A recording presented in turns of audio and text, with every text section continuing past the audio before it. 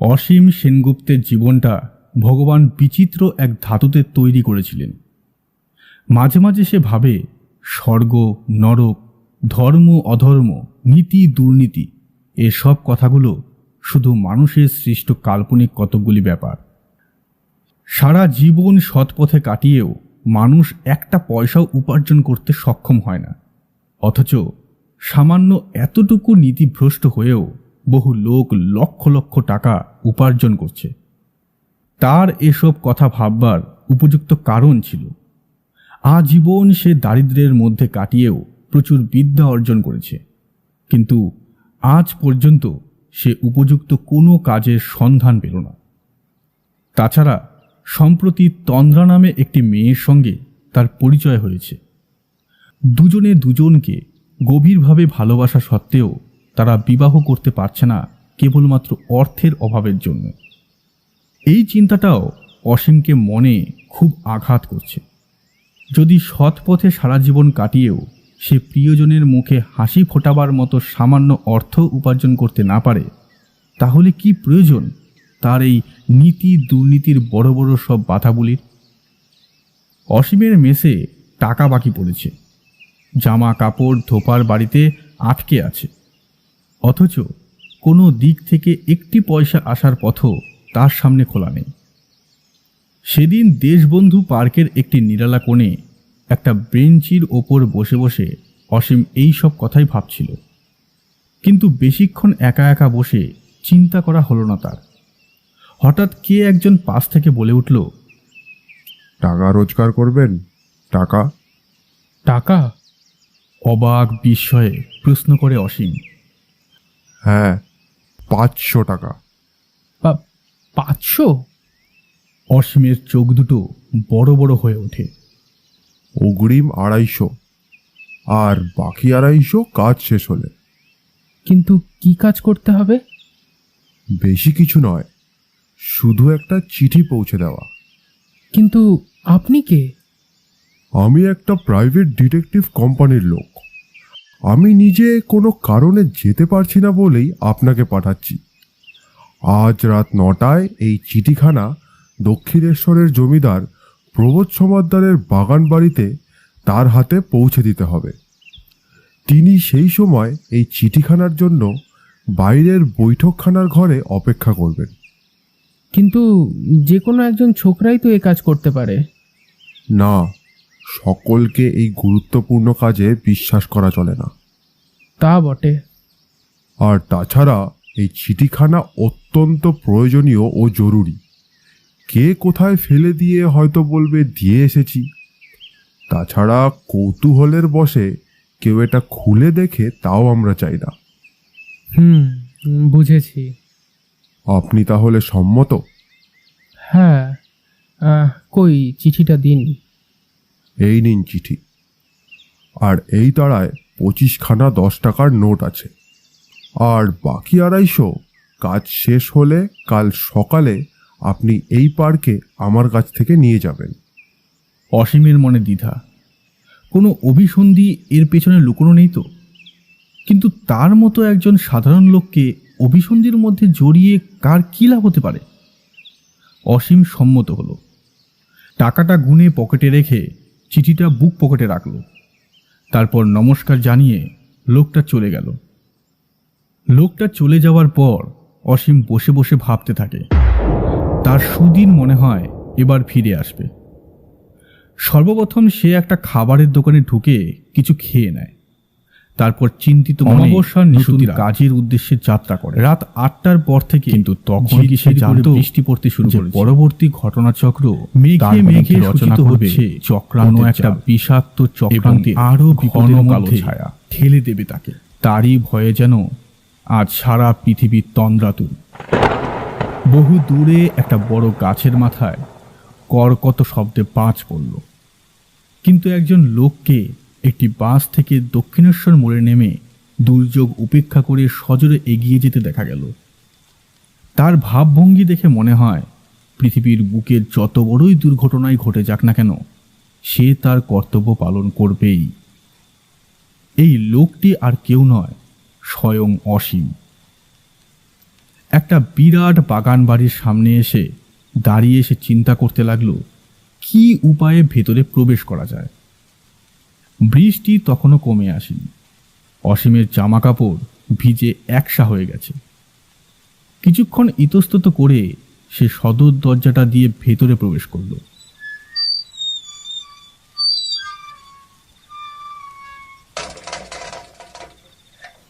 অবাক হয়ে গেল অসীম। কই, চাকর দারোয়ান কারোর টিকির সন্ধানই তো পাওয়া যাচ্ছে না। বাগান পেরিয়ে বাইরের বৈঠকখানা ঘর। দরজাটা বাইরে থেকে বন্ধ। পেছনের জানালা দিয়ে অসীম ঘরের মধ্যে প্রবেশ করল। পকেট থেকে চিঠিটা বের করে হাতে নিয়ে দেখতে পায় জমিদার প্রবোধ সমাদ্দার একটা চেয়ারের ওপর শুয়ে অগরে ঘুমোচ্ছেন। মিনিট খানেক চিন্তা করল অসীম, তারপর ডাকলো, শুনছেন স্যার, আপনার চিঠি। কোনো উত্তর নেই। কি করবে তা ঠিক করতে পারে না। তারপর অসীম এগিয়ে গিয়ে লোকটির গায়ে হাত দিল। কিন্তু এ কি, দেহ যে বরফের মতো ঠান্ডা।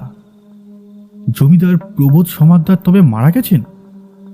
কিন্তু কে তাকে মারল? আর এ তো সাধারণ মৃত্যু নয়, একখানা রক্ত মাখা ছোড়া পাশেই পড়ে আছে। তবে কে ওকে হত্যা করল? অসীম কি করবে ঠিক করতে পারল না। ঘর থেকে চলে যাওয়াই এখন সর্বশ্রেষ্ঠ উপায়। কিন্তু চলে যাওয়ার অবসর অসীমের মিলল না। শোনা গেল দরজা খোলার শব্দ।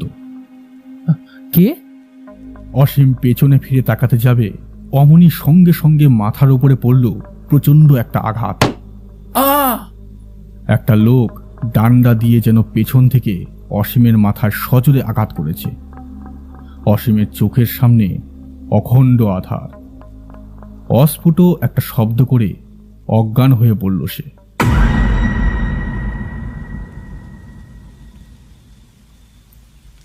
তুমুল কলরবের শব্দে জ্ঞান ফিরে এলো অসীমের। সহস্র রজনীর নিদ্রা শেষে জেগে উঠল যেন। মাথার মধ্যে ঝিমঝিম করছে।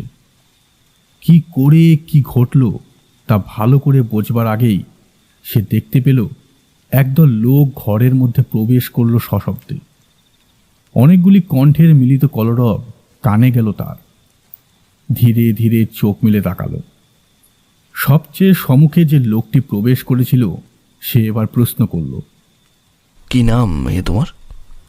তোমাকে তো দাগি আসামি বলে মনে হচ্ছে না। উত্তরে আরেকজন বলল, আমি ঘরের মধ্যে ঢুকেই দেখলাম ও ঠিক জমিদার বাবুর পাশে ছোড়া হাতে দাঁড়িয়ে। ভয় পেয়ে আমি ছুটে গিয়ে টেলিফোন করলাম। অন্য লোকগুলো একসঙ্গে বলল, আচ্ছা বদমাস তো, কিন্তু ও বেটা জখম হলো কি করে? প্রথমে যে লোকটি প্রবেশ করেছিল তার দিকে চেয়ে অসীম বুঝতে পারল যে সে পুলিশের লোক, বোধহয় দারোগা। সে বলল, সত্যি তো, জখম হলো কি করে মিস্টার শর্মা? মিস্টার শর্মা জমিদার প্রবোধবাবুর প্রাইভেট সেক্রেটারি। তিনি বললেন, ঠিক বুঝতে পারছি না, তবে আমি পুলিশে ফোন করে এসে দেখি ও অজ্ঞান হয়ে পড়ে আছে। পালাতে গিয়ে বোধহয় আছাড় খেয়ে পড়ে জখম হয়েছে আর কি। হ্যাঁ, তা হতে পারে। হ্যাঁ, মনে হচ্ছে ওই টেবিলের কোণে মাথা ঠোকে। তার কথা শেষ হলো না। অসীম চিৎকার করে বলল, না না দারোগাবাবু, ও সব মিথ্যে কথা। আমার মাথায় পেছন থেকে আঘাত করে আমাকে অজ্ঞান করে ফেলা হয়। কে মাথায় আঘাত করলো? পেছন থেকে আঘাত করেছে, কিছু দেখতে পাইনি। কিন্তু তুমি এই ঘরের মধ্যে প্রবেশ করলে কেন? একটা প্রাইভেট ডিটেকটিভ ফার্ম থেকে একটা চিঠি তাকে দিতে বলেছিল, সেটাই দিতে এসেছিলাম।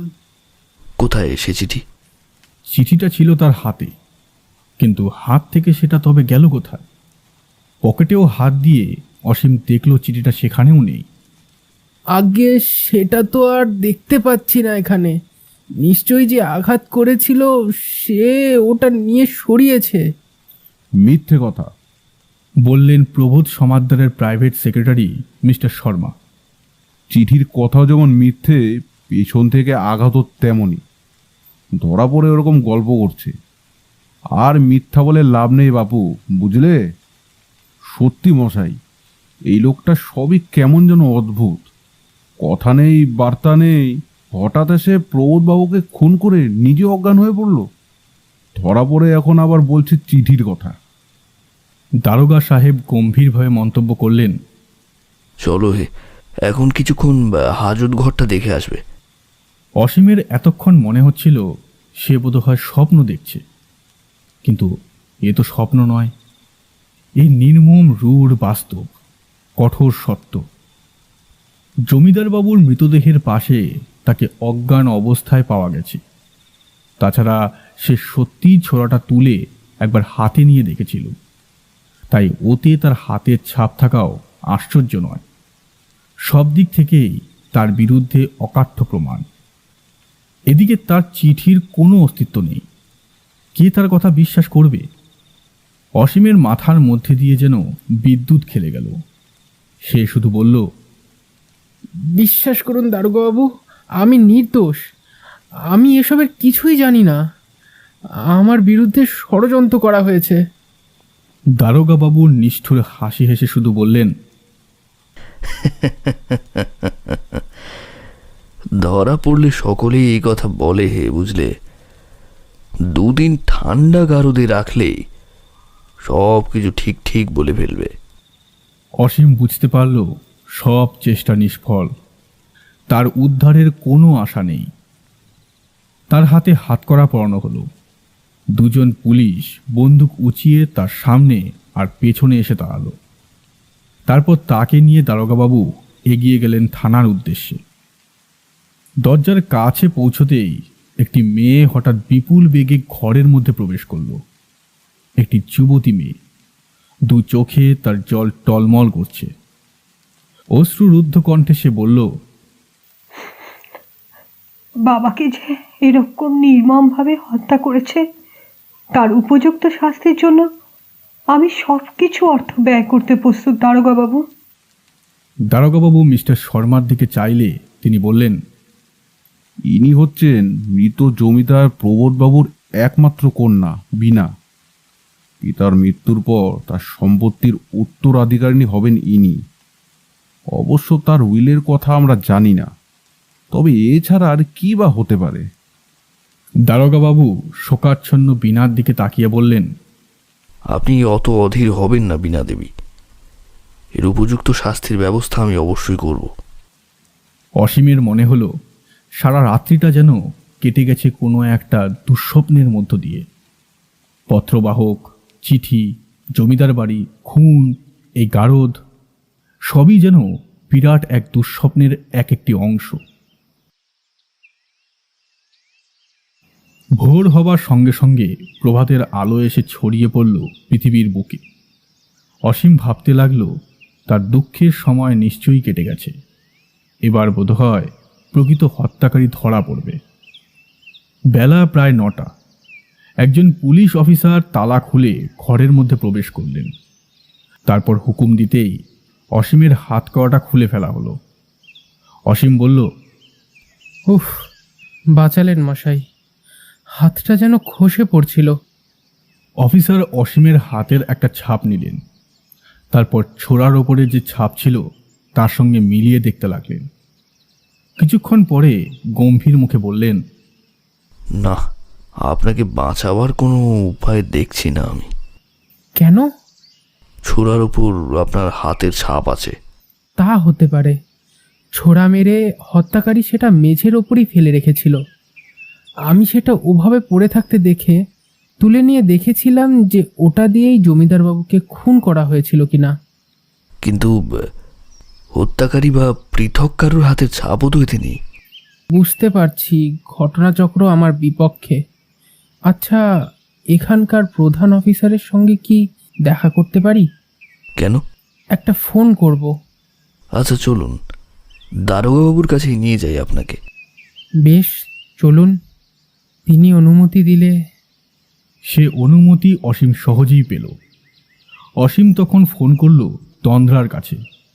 সব কিছু ঘটনা জানিয়ে তার কাছ থেকে সাহায্য প্রার্থনা করল।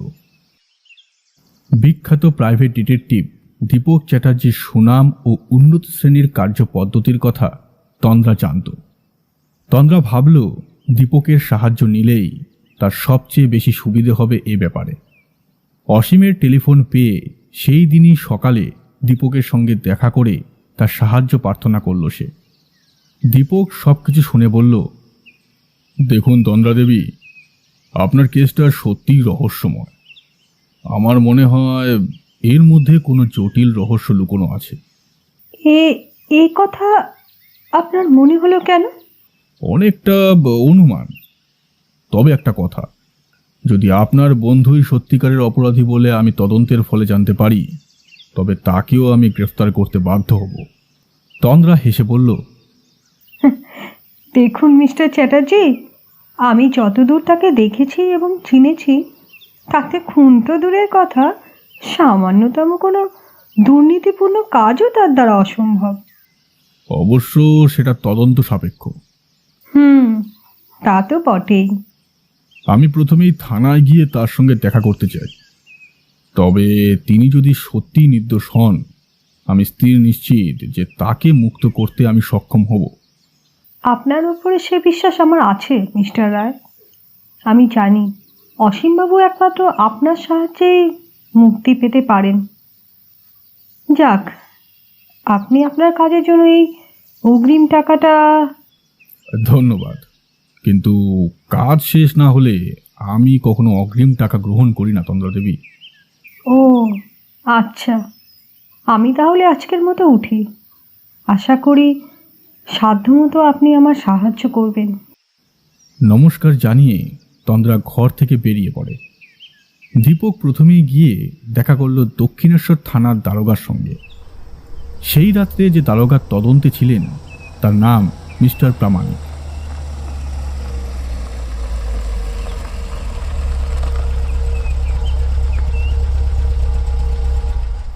দীপকের নাম শুনেই মিস্টার প্রামাণিক তাকে সাদর অভ্যর্থনা জানালেন। তারপর বললেন, আপনি আসামিকে নির্দোষ প্রমাণ করার চেষ্টা করলেও ঘটনা পরম্পরায় যে সব কিছু প্রমাণিত হচ্ছে, তাতে কিছুতেই তাকে নির্দোষ প্রমাণ করা সম্ভব নয়। পৃথিবীর অনেক অসম্ভব জিনিসই পরে সম্ভব হয়ে দেখা দেয় মিস্টার প্রামাণিক। অবশ্য আপনার তদন্তের পদ্ধতি আলাদা। সে যাই হোক, আসামি কি ধরনের কথা বলছিল তা কি আপনার মনে আছে? সে নাকি কার একখানা চিঠি বহন করে নিয়ে গিয়েছিল। ঘরে ঢুকেই সে দেখতে পায় প্রবোধবাবু মৃত অবস্থায় পড়েছিলেন, আর পাশে পড়েছিল রক্তমাখা একখানা ছোরা।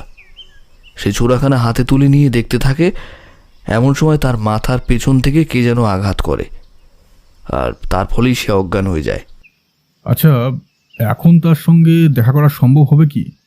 বেশ, তাহলে তাকে এখানে আনতে বলুন। মিস্টার প্রামাণিকের আদেশে তখনই দুজন পুলিশ কনস্টেবল অসীমকে এনে উপস্থিত করল।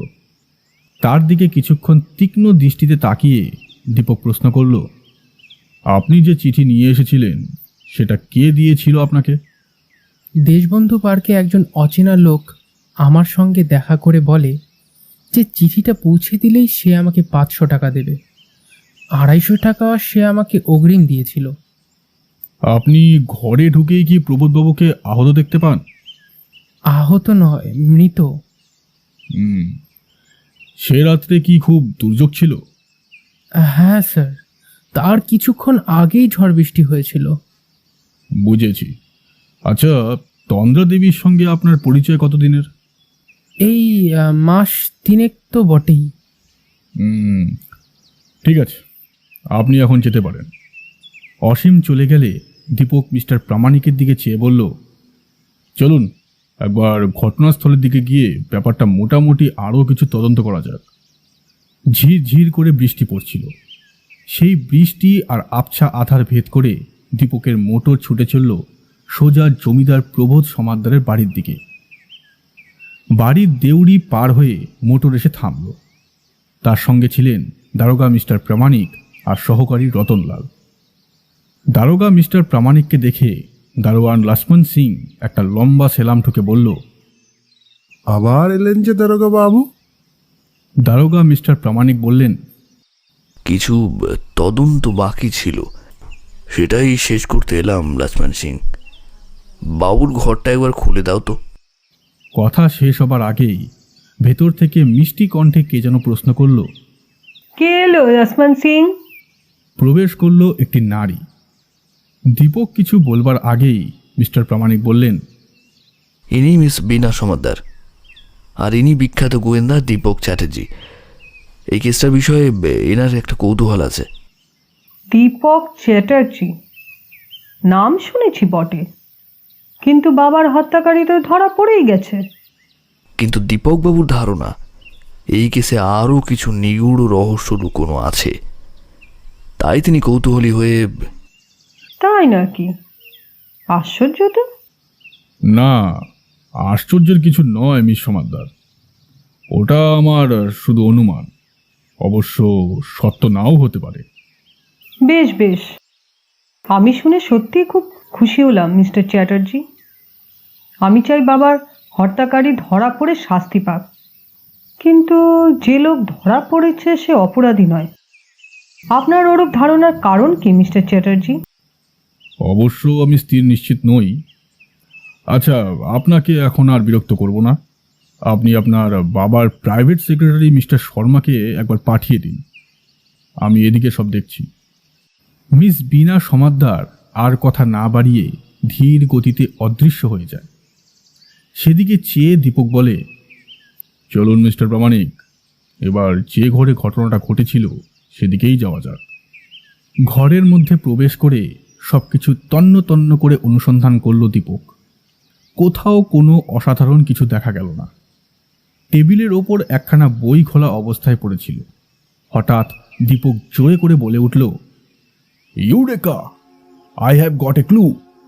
মিস্টার প্রামাণিক বোকার মতো চেয়ে প্রশ্ন করলেন, কি কি- কি পেয়েছেন মিস্টার চ্যাটার্জি? এই দেখুন, বইয়ের 2 পাতায় রক্তের দাগ। তাতে কি প্রমাণ হয়? ওইখানে বসে বই পড়তে পড়তে তিনি নিহত হন। তাতে আর আশ্চর্যের কি আছে? আছে আছে, আশ্চর্য হবার আছে। আপনি বুঝতে পারছেন না? আমি ঠিক বুঝতে পারছি না, একটু খুলে বলুন তো। বইয়ের পাতায় রক্তের দাগ, তার মানে খুন হবার সময় তিনি জেগেছিলেন, আর জানালাটা ঠিক তার সামনে। তাই জানালা দিয়ে অপরিচিত লোক ঢুকলে তিনি নিশ্চয়ই বাধা দিতেন। তার মানে হলো খুনি নিশ্চয়ই পরিচিত কেউ। কিন্তু তাহলে তো ছোড়ার উপর অসীমের সঙ্গে খুনির লোকের হাতের ছাপও থাকবে। দস্তানা পড়লেই হাতের ছাপ পড়বে না? তাহলে তো বলতে হয় খুনি খুবই ধূর্ত। অবশ্যই। এবার চলুন জানালার দিকে দেখা যাক। জানালাটা পরীক্ষা করে দেখে দীপক বলল, সেদিন ছিল বৃষ্টি, তাই জানালার শাসিতে হাতের ছাপ। ওই বেটেটা মনে হয় অসীমের ছাপ, কিন্তু এই লম্বাটা। ও তাই? তাই তো, এতটা তো খেয়াল করিনি। রতনের দিকে চেয়ে দীপক বলল, শিগগির কাছাকাছি কোনো ফটোগ্রাফারকে ডেকে নিয়ে আয় তো, এটা এনলার্জ করে প্রিন্ট করতে হবে। সাথে সাথে রতন ঘর থেকে বেরিয়ে যায়। দারোগা মিস্টার প্রামাণিকের দিকে চেয়ে দীপক এবার বলল, কেসটা বড় জটিল মিস্টার প্রামাণিক। আপনি যদি এতে সফল হন তবে আপনার সুনাম বৃদ্ধি ও পদোন্নতি অবশ্যম্ভাবী। সে আপনারই দয়া মিস্টার চ্যাটার্জি। দীপক কি বলতে যাচ্ছিল, কথা আরম্ভ হবার আগেই শো করে একখানা ছোড়া তার কানের কাছ দিয়ে পেরিয়ে গেল, খট করে দেওয়ালে গিয়ে বিদ্ধ হলো। দীপক মাথাটা নামিয়ে রিভলভার বের করল। জানালার পাশে একটি ছায়ামূর্তি, এবং পর মুহূর্তেই লোকটা অদৃশ্য হয়ে গেল। ওকে ধরুন মিস্টার প্রামাণিক। মিস্টার প্রামাণিক ঘর থেকে ছুটে বেরিয়ে গেলেন, কিন্তু ততক্ষণে লোকটির কোনো চিহ্ন পাওয়া গেল না। ফিরে এসে মিস্টার প্রামাণিক বললেন, কে হতে পারে মিস্টার চ্যাটার্জি? নিশ্চয়ই হত্যাকারীর অনুচর। ছোটাছুটির শব্দ শুনে ঘরের মধ্যে প্রবেশ করল মিস বীণা সমাদ্দার আর মিস্টার শর্মা। মিস্টার চ্যাটার্জি, কি ব্যাপার? প্রশ্ন করে বীণা। ব্যাপার সামান্য, শুধু একখানা ছোড়া। সে কি? হ্যাঁ, আমাকে লক্ষ্য করে ছোড়া হয়েছিল। কে ছুড়ল? যাদের কাজে আমি বিঘ্ন ঘটাচ্ছি। অর্থাৎ হত্যাকারীর অনুচর। আশ্চর্য তো। আশ্চর্যই বটে, তবে এটুকু বুঝলাম আমি সঠিক পথেই অগ্রসর হচ্ছি। না হলে এ ধরনের আক্রমণের সম্মুখীন আমাকে হতে হতো না মিস্টার শর্মা। দীপকের স্বর সারা ঘরের মধ্যে গম গম করে ঘুরে বেড়াতে লাগলো। একটু পরেই একজন ফটোগ্রাফারকে সঙ্গে নিয়ে রতনলাল প্রবেশ করল। দীপক তাকে সার্সির উপরের দুটি ছাপেরই ফটো নিতে নির্দেশ দিল। ফটো নেওয়া শেষ হলে দীপক মিস্টার শর্মাকে বলল, আপনার সঙ্গে গোটা কয়েক কথা বলতে চাই মিস্টার শর্মা। অবশ্যই, বলুন। একটু একা। আচ্ছা বেশ, চলুন পাশের ঘরে যাওয়া যাক। পাশের ঘরে গিয়ে মিস্টার শর্মার দিকে চেয়ে দীপক প্রথম প্রশ্ন করল, আপনি কতদিন কাজ করছেন এখানে? তাও ধরুন 23-24 বছর। এর আগে অন্যত্র চাকরি করতাম। বীণা দেবী কি সম্পত্তির উত্তরাধিকারিণী? দেখুন, তাই তো হওয়া উচিত। উনি ছাড়া মিস্টার সমাদ্দারের আর কে কে আত্মীয় আছেন? দুজন দুঃসম্পর্কীয় ভাগ্নে, তারা বিদেশে থাকে। তারা কিছু পাবে না? কিছু কিছু অবশ্য পেতে পারে, আমি উইল তো জানি না। ওর উইলটা কার কাছে আছে তা কি জানা আছে আপনার? হ্যাঁ, ওর অ্যাটর্নি মিস্টার পালিতের অফিসে। আচ্ছা, মিস্টার সমাদ্দারের কি কোনো শত্রু ছিল? সেরকম তো কিছু জানি না। ওর পুরনো জীবন সম্বন্ধে বিশেষ কিছু জানেন কি? তেমন বিশেষ কিছু না। কোনো নিকটতম বন্ধুকে চেনেন? না, তেমন কেউ নেই। আচ্ছা, বীণা দেবীর মা কবে মারা যান? তা প্রায় 20 বছর। উনি তখন 3 বছরের মেয়ে। ওকে তাহলে মানুষ কে করে তোলে? সুনন্দা নামে এক ধাত্রীর কাছে ও মানুষ। সে এখন কোথায় থাকে? তার বর্তমান ঠিকানা তো জানি না। আচ্ছা, মিস্টার সমাদ্দারের সমস্ত সম্পত্তির পরিমাণ কত হবে বলে মনে হয় আপনার? প্রায় 50 লাখ মতো তো হবেই। ঠিক আছে, এতেই আমার চলবে। আচ্ছা, পরে কিছু জানবার প্রয়োজন হলে সাহায্য অবশ্যই পাবো নিশ্চয়ই। হ্যাঁ, সে তো নিশ্চয়ই। পরদিন সকালে দীপক হানা দিল অ্যাটর্নি মিস্টার পালিতের অফিসে। গণেশ অ্যাভিনিউয়ের ওপর মিস্টার মনোহর পালিতের বিরাট অ্যাটর্নি অফিস। ঠিক বড় রাস্তার ওপরেই একখানা 5 তলা বাড়ির 1 তলা জুড়ে তার অফিসটা চলেছে দীর্ঘদিন ধরে। অফিসের সাজসজ্জা আধুনিক রুচিসম্মত। দামি মেহগনি কাঠের সব চেয়ার টেবিল, মাথার উপরে ফ্যান ঘুরছে। লিফটে ওঠানামা করছে লোক। অফিসে 2 জন কেরানি আর একজন মেয়ে টাইপিস্ট দিবারাত্রি কাজ নিয়ে ব্যস্ত। কেরানি দুটিকে মোটামুটি বিশ্বাস না করলে চলে না বলেই তাদের হাতে শুধুমাত্র ছোট ছোট কাজের ভার দেন মিস্টার পালিত। কিন্তু বড় বড় সব কাজের হিসেব নিকেশ রাখতে হয় লেডি টাইপিস্ট তন্দ্রাকে। সেও অবশ্য কোনোদিন এসব কাজে গাফিলতি দেখায় না। বেশ চালাক চতুর মেয়ে তন্দ্রা। কোন কাজ কিভাবে করতে হবে সামান্য একটু ইঙ্গিত পেলেই সে তা ভালোভাবে বুঝতে পারে। কিন্তু এত বড় অ্যাটর্নি ফার্মের মালিক হয়েও মিস্টার পালিতের মনে কোনো সুখ নেই, নেই কাজের প্রতি আকর্ষণ বা উৎসাহ। সবসময় তিনি যেন কি একটা ব্যাপারে চিন্তিত। বিষয়টা আর কিছুই নয়, দীর্ঘদিন যাবৎ তিনি বিভিন্ন মক্কেলের কাছ থেকে যে লক্ষ লক্ষ টাকা জমা রেখেছেন, এখন যদি সকলে তার পূর্ণ হিসাব চেয়ে বসে তবে প্রায় 1 লক্ষ টাকার কাছাকাছি ঘাটতি দেখা যাবে। তিল তিল করে যে টাকা তিনি খরচ করেছেন তাই আজ একত্রে পর্বত প্রমাণ হয়ে উঠেছে। সে সব চিন্তায় রাতে মিস্টার পালিতের ভালো ঘুম হয় না। কিন্তু কোত্থেকেই বা তিনি এই বিপুল অর্থ সংগ্রহ করে এই ঘাটতি পূরণ করতে সক্ষম হবেন? এই ধরনের নানান রকম চিন্তায় মিস্টার পালিতের বিনিদ্র রাত কাটে। উপায় যে তিনি একটা স্থির করেননি তা নয়, তবে সে উপায়ে যে কতটা সফলতা অর্জন করতে তিনি পারবেন তা আজও মিস্টার পালিত স্থির করে উঠতে পারেননি। মিস্টার পালিত কি একটা কাজে ব্যস্ত ছিলেন। দীপক কাঠ পাঠিয়ে দিতেই মিস্টার পালিত তাকে ডেকে পাঠালেন। নমস্কার মিস্টার চ্যাটার্জি। মিস্টার পালিত বললেন, নমস্কার মিস্টার পালিত, তা হঠাৎ কি প্রয়োজনে? প্রয়োজনটা জরুরি, আশা করি সদুত্তর পাব। সাধ্যমতো চেষ্টা অবশ্যই করব, কিন্তু বিষয়টা কি? মিস্টার সমাদ্দারের হত্যা ব্যাপার নিয়ে। কিন্তু খুনি তো ধরা পড়েছে।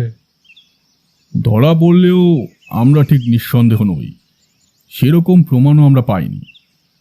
তাই সুবিধার জন্যে বেশ, কি জানতে চান বলুন। প্রথম কথা, মিস্টার সমাদ্দারের মৃত্যুর পর ওর সম্পত্তির উত্তরাধিকারী হবেন কে কে? এটা তো গোপনীয় কথা। কিন্তু দিন তিনিকের মধ্যেই তো সংবাদপত্রে বের হবে। বেশ, বলতে আপত্তি নেই। তার একমাত্র মেয়ে বিনা সমাদ্দারই হচ্ছেন তার সম্পত্তির ৩৫ লক্ষ টাকার উত্তরাধিকারিণী। আর বাকিটা?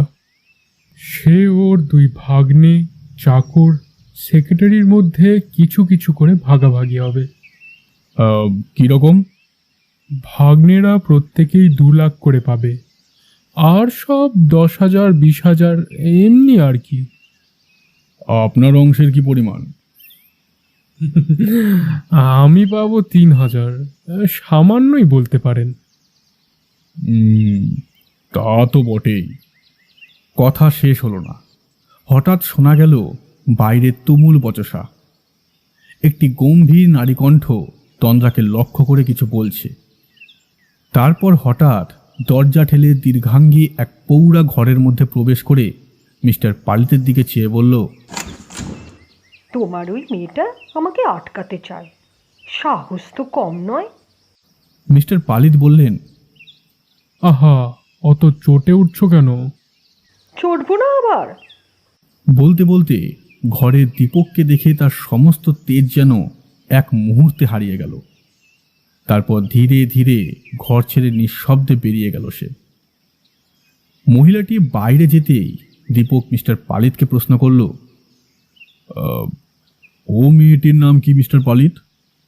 আহারে, দেখুন না, অত্যন্ত অসভ্য একটা মহিলা। বার দুয়েক এসেই যেন একেবারে মজা পেয়ে গেছে। মহিলাটির নাম সুনন্দা না কি যেন। সুনন্দা? ও আচ্ছা, চলি মিস্টার পালিত, আপনি ওর সঙ্গে কথা বলুন, আমার কাজ আপাতত শেষ হয়েছে। মিস্টার পালিতকে কথা বলার অবকাশ মাত্র না দিয়ে দীপক ঘর ছেড়ে বেরিয়ে যায়। পরদিন সকালে লালবাজার থেকে রিপোর্ট পাওয়া গেল যে মিস্টার সমাদ্দারের ঘরের শার্সিতে যে হাতের ছাপ পাওয়া গেছে তা হচ্ছে ভূতপূর্ব একজন পুলিশ ইনফর্মার মনোহর দেশাইয়ের। খবরটা দীপককে চঞ্চল করে তুলল। সে তক্ষুনি লালবাজারে গিয়ে সোজা ইন্সপেক্টর মরিসনের সঙ্গে সাক্ষাৎ করল।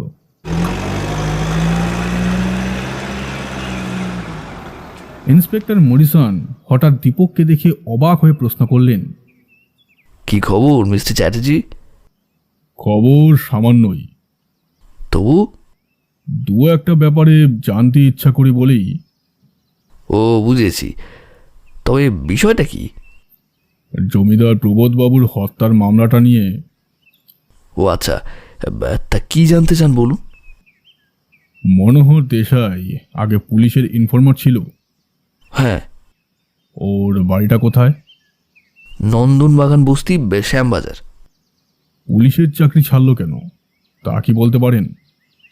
হ্যাঁ, ও একবার গুন্ডার দ্বারা আক্রান্ত হয়ে। বুঝেছি। লোকটার সম্বন্ধে সন্দেহের কিছু আছে নাকি? মনে হয় না। কেন? শুনেছি দু একটা ব্ল্যাকমেলও করেছে, তবে তার বেশি এগিয়েছে বলে মনে হয় না। তাছাড়া কি বলুন? ও খুনে ওর স্বার্থই বা কি? তা সত্যি কথা। তবে সে যে খুনটা জানলার আড়াল থেকে প্রত্যক্ষ করেছে এমন হতে পারে। সে তো হতেই পারে। আর কিছু জানতে চান? না, আমি প্রথমে দেখা করতে চাই মনোহর দেশাইয়ের সঙ্গে, তারপর মিস বিনা সমাদ্দারের ধাত্রী সুনন্দার সঙ্গে।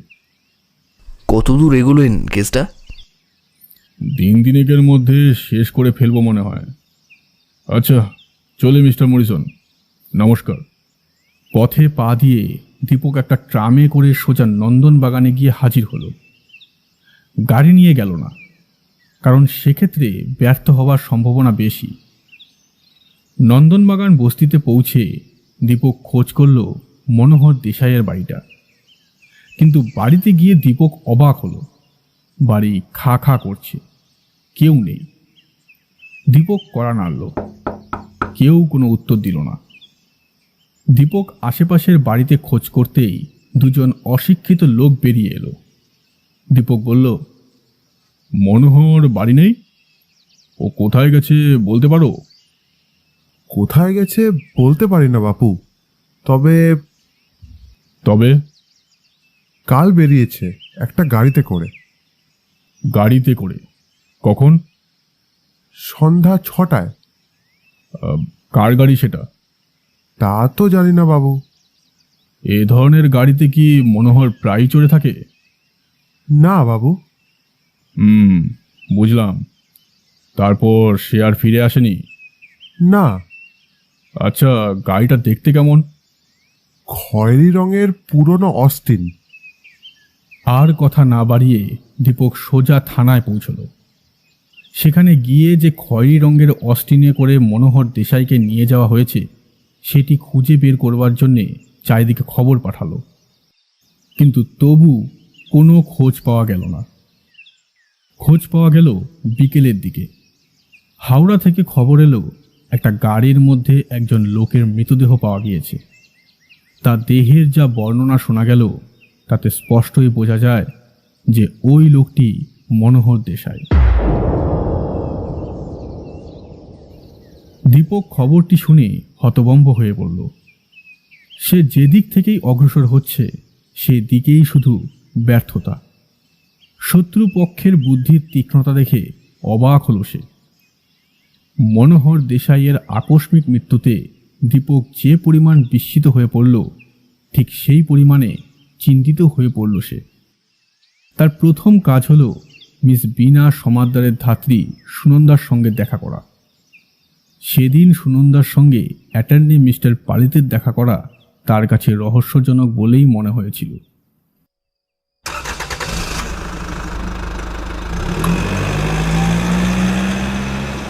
সন্ধ্যার কিছু আগে দীপক গাড়িতে করে রওনা হলো বরাহনগর তেঁতুলতলায় একটা বস্তিতে সুনন্দার বাড়ির উদ্দেশ্যে।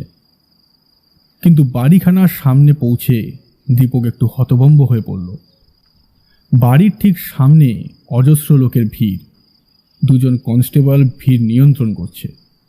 দীপক সামনে গিয়ে একজন কনস্টেবলের কাছে নিজের পরিচয় দিতেই সে একটা লম্বা সেলাম ঠুকে বলল, এই বাড়ির মধ্যে একটা মেয়ে লোক মারা গেছে হুজুর। মেয়ে লোক? হ্যাঁ, সুনন্দা না কি যেন নাম। আশ্চর্য, কখন মারা গেল সে? আজ দুপুরে তার বাড়িতে গিয়ে একজন লোক দেখতে পায় তার গলায় ফাঁসি। একটা উঁচু জায়গা থেকে ঝুলন্ত অবস্থায় রয়েছে। কিন্তু হঠাৎ এইভাবে নিজেকে ফাঁসি দেওয়ার কোনো কারণ তো নেই। নিশ্চয়ই অন্যভাবে একে মেরে এইখানে রাখা হয়েছে। ঘরের মধ্যে সার্চ করে বিশেষ কিছুই পাওয়া গেল না। দীপক মনে মনে বলল, এরা যেন প্রতিটি পদে ঠিক আগের মুহূর্তে এসে প্রমাণটা লুপ্ত করে দিচ্ছে। কিভাবে যে প্রমাণ সংগ্রহ করব তা আমার ধারণার বাইরে। দীপকের মনের চিন্তা তার মুখের রেখায় কিন্তু ফুটে উঠল না। তার নির্বিকার ভাব দেখে কিন্তু মনে হয় ভেতরে ভেতরে সে নিশ্চয়ই কোনো প্রমাণ সংগ্রহ করেছে। দীপকের গাড়ি সেখান থেকে বের হয়েই এগিয়ে চলল থানার দিকে। থানা থেকে কিছুটা দূরে একটা জঙ্গল। জঙ্গলের ঠিক সামনে এসে দীপকের গাড়ির টায়ার হঠাৎ বিরাট একটা শব্দ করে ফেটে গেল। দীপক গাড়ি থেকে নেমে দেখল একটা বড় কাচের টুকরো তার গাড়ির টায়ারের মধ্যে প্রবেশ করেছে। দীপক রতনকে বলল, থানা থেকে দারোগা মিস্টার প্রামাণিককে ডেকে নিয়ে আয় তো। রতন বলল, কিন্তু আমি দেখছি এখানে অজস্র কাচের টুকরো ছড়ানো। নিশ্চয়ই আমাদের এখানে আটকাবার জন্য এভাবে কাচ ছড়ানো হয়েছে। এভাবে তোর এখানে একা থাকাটা ঠিক নিরাপদ নয়। তোর কোনো ভয় নেই রে।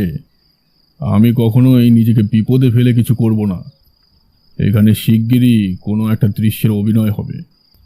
রতন অগত্যা জোরে জোরে থানার দিকে চলল। দীপক গাড়ির পাদানিতে ভর দিয়ে সোজা হয়ে কার জন্যে যেন অপেক্ষা করতে লাগল। রতন ফিরল আধ ঘন্টার মধ্যেই, সঙ্গে দারোগা মিস্টার প্রামাণিক। কিন্তু কোথায় দীপক চ্যাটার্জি? দীপক, দীপক! কিন্তু কোনো উত্তর নেই। শুধু বাতাসে পাওয়া গেল হালকা বারুদের গন্ধ। রতন বলল, একটু আগেই এখানে গুলি চলে যায় মিস্টার প্রামাণিক। তা তো বুঝতেই পারছি, কিন্তু দীপক কোথায় গেল? তাকে তো দেখা যাচ্ছে না। চলুন ওই জঙ্গলটার ভেতরে খুঁজে দেখা যাক। কিন্তু এত রাতে? হ্যাঁ, যদিও আহত হয়ে ওখানে পড়ে থাকে। রতনের স্বরে উৎকণ্ঠা। কিন্তু কোথায় দীপক? মনে হয় তার দেহটা শেয়াল কিংবা অন্য কোনো জন্তু টেনে নিয়ে গেছে, অথবা আততায়ীরাই তাকে বন্দি করে রেখেছে। কিন্তু তার এই আকস্মিক অন্তর্ধানের পেছনে রহস্যটা কি? রতন ফিরে এসে খবরটা লালবাজারে জানালো। সর্বত্র শুরু হয়ে গেল কর্মচঞ্চলতা, কিন্তু দীপকের সন্ধান পাওয়া গেল না। তন্দ্রার ঠিক 10টার মধ্যেই অ্যাটর্নি মিস্টার পালিতের অফিসে এসে উপস্থিত হয়ে থাকে। সেদিনও অন্য দিনের মতো সে 10টার মধ্যেই উপস্থিত হয়েছিল। অফিসে উপস্থিত হয়ে সে দেখতে পেল মিস্টার পালিত তখনও এসে পৌঁছায়নি। তন্দ্রা সোজা তার ঘরে গিয়ে বসল। একজন দারোয়ান এসে তার হাতে একটা চিঠি দিয়ে গেল। কে দিলে চিঠি? আমাদের অফিস থেকে এসেছে। তোমাদের অফিসের নাম কি? Sengupta and company attorney office. তন্দ্রা দেখল চিঠির উপরে নাম লেখা তন্দ্রা দেবী সমীপে। তন্দ্রা অবাক হয়ে ভাবল, এটা কি আশ্চর্য ব্যাপার। সে একখানা পিয়ন বুকে সই করে দারোয়ানকে বিদায় দিল। তারপর চারিদিকে চেয়ে দেখল একবার। অফিস ফাঁকা, কেউ কোথাও নেই। চিঠিটা খুলে পড়তে লাগলো সে। তাতে লেখা, তন্দ্রা দেবী, আমাদের মক্কেল শ্রীযুক্তা সুনন্দা দেবী তার মৃত্যুর দিন এই চিঠিখানা আমাদের দিয়ে যান। এটার মুখ বন্ধ ছিল এবং এখনও বন্ধ আছে। তিনি বলেন কোনো কারণে তার মৃত্যু হলে এটি আপনার কাছে পৌঁছে দিতে হবে। আমরা সেই কর্তব্য পালন করেছি। চিঠিতে কি লেখা আছে তা আমরা জানি না। যদি এ ব্যাপারে আপনার কিছু বলবার থাকে তাহলে পরে আমাদের কাছে জানাবেন। পত্র প্রাপ্তি স্বীকার করে আমাদের দায়মুক্ত করবেন। এটি manager, Sengupta and company attorney office. বিস্মিত মুখ দিয়ে কথা ফুটল না। এ কি বিস্ময়ের ব্যাপার, কি অদ্ভুত প্রহেলিকা। তন্দ্রা চিঠি পড়ে চলল। প্রতি ছত্রে তার বিস্ময়ের ভাব বৃদ্ধি পেতে লাগল। আশ্চর্য হয়ে সে শুধু ভাবতে লাগল, এও কি সম্ভব? ধীরে ধীরে তন্দ্রা উত্তেজিত হয়ে উঠল। চিঠিতে লেখা আছে মৃত প্রবোধ সমাদ্দারের মৃত্যুর কারণ, অসীমের নির্দোষিতার কথা, কে কে এই ষড়যন্ত্রের মূলে আছে তাদের খবর, মনোহর দেশাইয়ের মৃত্যুর কারণ, আর লেখা সুনন্দা দেবীর জীবনও নাকি বিপন্ন। বিপন্ন? তারপরেই সুনন্দা দেবী মারা গেছে? আশ্চর্য। তন্দ্রার সারা দেহের ওপর দিয়ে যেন বিদ্যুৎ স্রোত বয়ে গেল। হঠাৎ পেছনে পদশব্দ। কে? চিঠিটা লুকোবার চেষ্টা করে তন্দ্রা।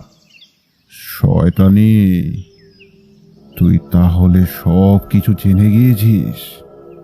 তন্দ্রার দু চোখে বিস্ময়। এই এই তাহলে এর পরিচয়। তন্দ্রার গলাটা টিপে ধরল সে সজোরে।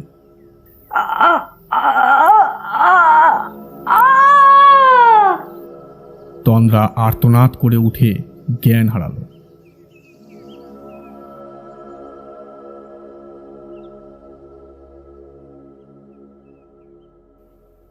পরদিন কলকাতার প্রত্যেকটি কাগজে বেশ বড় বড় অক্ষরে বের হলো যে সংবাদটি, তাতে নগরীর বুকের ওপর দিয়ে যেন বিস্ময়ের ঢেউ বয়ে গেল। গোয়েন্দা দীপক চ্যাটার্জি অজ্ঞাত আততায়ীর হাতে নিহত, বনের মধ্যে মৃতদেহ প্রাপ্তি, হত্যাকারীর সন্ধানে পুলিশ বিভাগের ব্যর্থ প্রচেষ্টা, শহরের বুকে বিস্ময়ের ঢেউ। লালবাজার থেকে ইন্সপেক্টর মরিসন দক্ষিণেশ্বর থানায় কি যেন সব নির্দেশ প্রেরণ করলেন। তারপর কিছুক্ষণ পরে ওই নির্দেশের ওপরে যে খবর ভেসে এলো তার উত্তরে তিনি আরও কী সব জানালেন। ওদিকে নগরের লোকেরা সব কৌতূহলী হয়েছিল। তারা খবরটা নিয়ে নানা ধরনের জল্পনা কল্পনা শুরু করে দিল।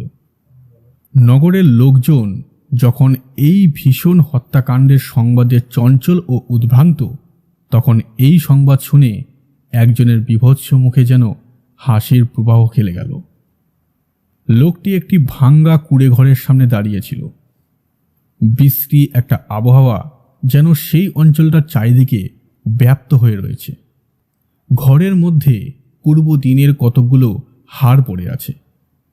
লোকটার নাম হারান উজবেক। সে জমিদার প্রবোধ সমাদ্দারের বাড়িতে মালির কাজ করে। তবে তার বাড়ি থেকে অনেকটা দূরে এই বস্তিতে সে থাকে। আগের দিন বোধহয় শূকর মারা হয়েছিল। বাতাসে বিশ্রী দুর্গন্ধ ছড়িয়ে আছে। হারান বসে বসে কি যেন ভাবছিল। হঠাৎ কড়াটা নড়ে উঠল। কে? আমি। বুঝেছি, ভেতরে এসো। না, ভেতরে যা দুর্গন্ধ, তুমি বাইরে এসো। হারান বাইরে বেরিয়ে এলো। তার দিকে চেয়ে আগন্তুক বলল, ওই মেয়েটাকে অজ্ঞান করে বাক্সে রাখা হয়েছে, তুমি ওকে মাটিতে পুঁতে ফেলবে। আচ্ছা হুজুর। কাল টাকাটা পাবে, বুঝেছ? জি আচ্ছা। কাজ যেন ঠিকভাবে করা হয়। আর গতবারে তুমি যা হাতের টিপ দেখিয়েছ, তাতে আমি সত্যি খুব খুশি হয়েছি। এই বলে লোকটি চলে যায় এবং হারান ঘরের মধ্যে প্রবেশ করে।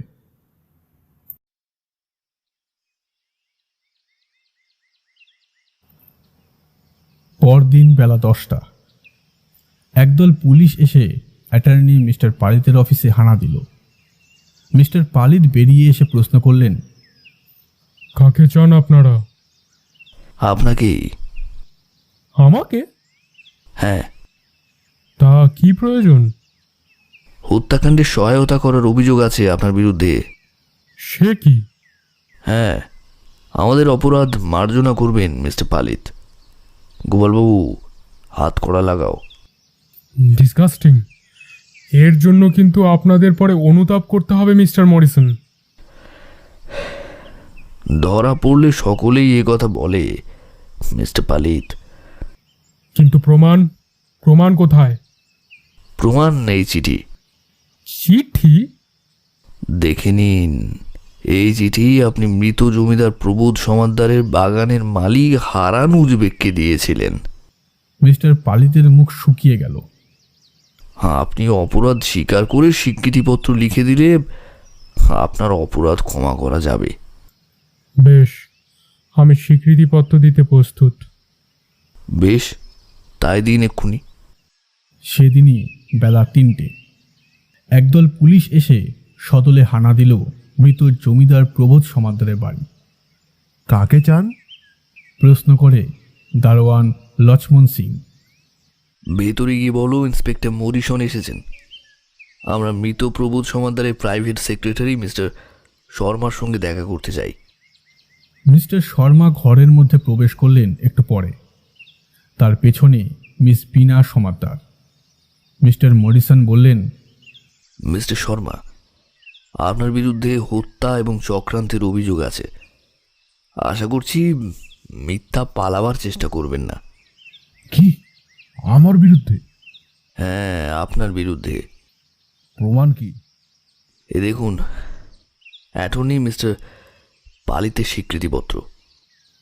এটা আমি বিশ্বাস করি না। আর এই দেখুন আপনার অনুচর হারান উজবেক। হারান উজবেক? ঘরের মধ্যে প্রবেশ করল হারান। শয়তান! গর্জে উঠলেন মিস্টার শর্মা।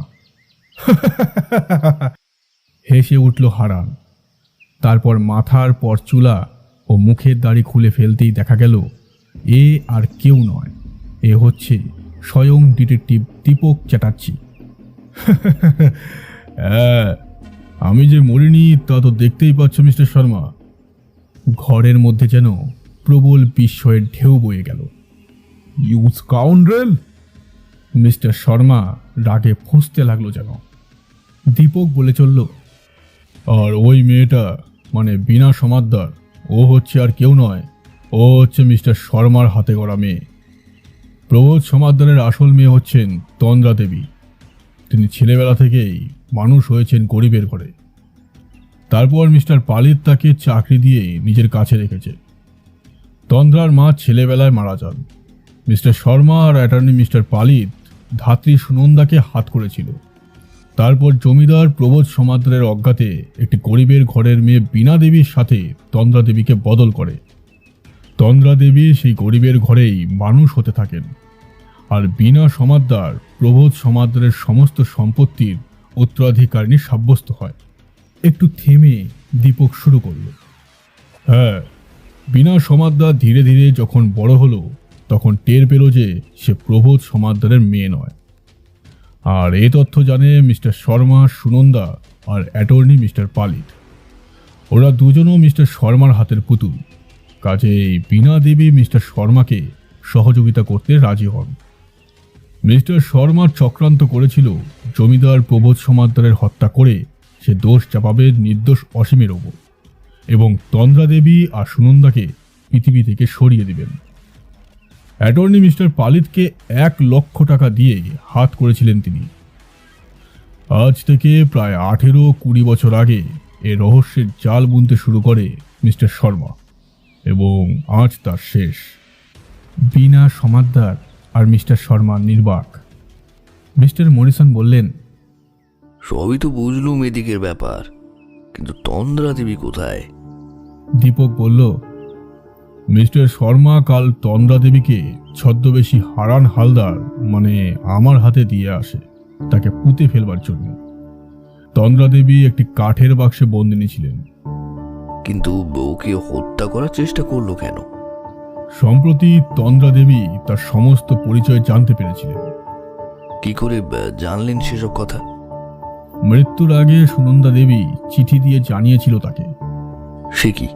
হ্যাঁ, চরিত্রের দিক থেকে অতি অধঃপতিত হলেও এতটা অধঃপাতে যায়নি সুনন্দা। তাই শেষ মুহূর্তে ও স্বীকার করে গিয়েছিল সবকিছু। কিন্তু সুনন্দা দেবীকে মরতে হলো কেন? কারণ আর কিছুই নয়, শেষ মুহূর্তে ও মিস্টার শর্মার উপরে ব্ল্যাকমেল করতে চেয়েছিল। শুধু সেই জন্যেই? হ্যাঁ, ঠিক এটুকুর জন্যে সে প্রাণ হারালো। আর মনোহর দেশাই মরল কেন? বিনয় নামে একটি লোকের হাত দিয়ে মিস্টার শর্মা অসীমের কাছে চিঠি পাঠায়। সেই সময় মনোহর তা দেখতে পেয়েছিল। তারপর ঠিক খুনের দিন সে উপস্থিত হয়ে সমস্ত কিছু ঘটনা প্রত্যক্ষ করে। এর ভিতর এত চক্রান্ত ছিল? মিস্টার পলিত কি এসব কথা জানতো? হ্যাঁ, জানতো বলেই তো ব্যাপারটা এতদূর গড়িয়েছে। মিস্টার শর্মা তাকে 1 লক্ষ টাকা দিতে রাজি হয়েছিল। দীপকের কথা শেষ হল। ইন্সপেক্টর মরিসন মিস্টার শর্মা ও বীণার হাতে হাতকড়া পরিয়ে দিলেন। দীপক বলল, শেষে ঘটনার জবনিকাপাত হলো তাহলে, আর একজন নির্দোষীকে শাস্তির হাত থেকে বাঁচাতে পারলাম, এটাও কম কথা নয়। অফকোর্স। এমন সময় ঘরের মধ্যে প্রবেশ করলো তন্দ্রা। তার ঠিক পেছনে পেছনে প্রবেশ করলো অসীম। দীপক বলল, তন্দ্রা দেবী, অসীমবাবুর নির্দোষিতা প্রমাণ হলেও কারাগারের বাঁধন থেকে তার মুক্তি নেই দেখছি। তন্দ্রা কোনো কথা বলতে পারল না। লজ্জায় মুখখানা রাঙ্গা করে মাথাটা নোয়ালো সে। অসীমের দুচোখে কৃতজ্ঞতাপূর্ণ দৃষ্টি। আদালতের বিচারে বীণা প্রবোধ সমাদ্দারের মেয়ে নয় সে কথা প্রমাণিত হলো। প্রবোধ সমাদ্দারের সম্পত্তির মালিক হল তন্দ্রা দেবী। কয়েকদিন বাদেই শুভ লগ্নে তন্দ্রার সঙ্গে অসীমের শুভ বিবাহ হল। দীপক, রতন, ইন্সপেক্টর মরিসন আর দারোগা মিস্টার প্রামাণিক সেই বিবাহে উপস্থিত ছিলেন।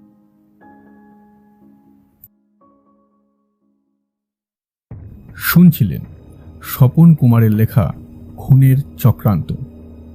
গল্প পাঠে জিৎ, বিভিন্ন চরিত্রে জিৎ, পিনাকি, সুজয়, সুবিনয়, বাবাই ও জয়শ্রী। সমগ্র পরিচালনা ও শব্দ পরিবেশন জিৎ। বাংলা স্টোরি স্টুডিও আবারও এমনই কিছু রোমাঞ্চকর ও গোয়েন্দা গল্প নিয়ে হাজির হবে আপনাদের কাছে। আপনারা এভাবেই আমাদের সহযোগিতা করবেন। শেষ হলো স্বপন কুমারের লেখা খুনের চক্রান্ত।